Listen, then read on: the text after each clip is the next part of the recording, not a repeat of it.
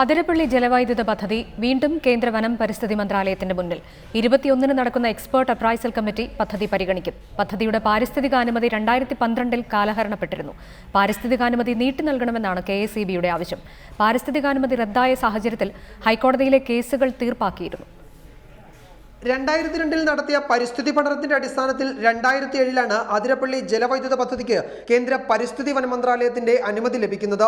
എന്നാൽ 2012-ൽ ഈ അനുമതി കാലഹരണപ്പെട്ടു. ഇതിനിടയിൽ പരിസ്ഥിതി അനുമതി ചോദ്യം ചെയ്ത് ഹൈക്കോടതിയിൽ ചാലക്കുടി പുഴ സംരക്ഷണ സമിതി ഹർജിയും സമർപ്പിച്ചിരുന്നു. കഴിഞ്ഞ മാസമാണ് കോടതി ഹർജി തീർപ്പാക്കിയത്. പരിസ്ഥിതി അനുമതി കാലഹരണപ്പെട്ട സാഹചര്യത്തിൽ ഹർജിക്ക് പ്രസക്തിയില്ലെന്ന് കോടതി ചൂണ്ടിക്കാട്ടിയിരുന്നു. ഇതിനിടയിലാണ് KSEB 163 മെഗാവാട്ടിന്റെ അതിരപ്പള്ളി പദ്ധതിക്ക് വേണ്ടി വീണ്ടും കേന്ദ്ര പരിസ്ഥിതി വന മന്ത്രാലയത്തെ സമീപിച്ചത്. പദ്ധതിയുടെ കാലഹരണപ്പെട്ട പരിസ്ഥിതി അനുമതി നീട്ടി നൽകണമെന്നാണ് KSEBയുടെ ആവശ്യം. അതിരപ്പള്ളി പദ്ധതിക്ക് തടസ്സമില്ലെന്ന് ചില ഉപാധികൾ നിരത്തിക്കൊണ്ട് കസ്തൂരിരംഗൻ സമിതി റിപ്പോർട്ടിൽ വ്യക്തമാക്കിയിരുന്നു. വീണ്ടും പരിസ്ഥിതി മന്ത്രാലയത്തെ സമീപിക്കാൻ KSEBയെ പ്രേരിപ്പിച്ച പ്രധാന ഘടകം ഇതാണ്. എന്നാൽ ഗാഡ്ഗിൽ റിപ്പോർട്ട് അതിരപ്പള്ളി പദ്ധതിയെ പൂർണ്ണമായും നിരാകരിക്കുന്നു.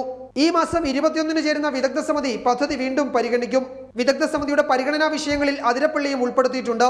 എന്നാൽ 2002-ൽ നടന്ന പഠനത്തിന്റെ അടിസ്ഥാനത്തിൽ ലഭിച്ച പരിസ്ഥിതി അനുമതി നീട്ടി നൽകുമോ എന്ന് ഈ ഘട്ടത്തിൽ വ്യക്തമല്ല.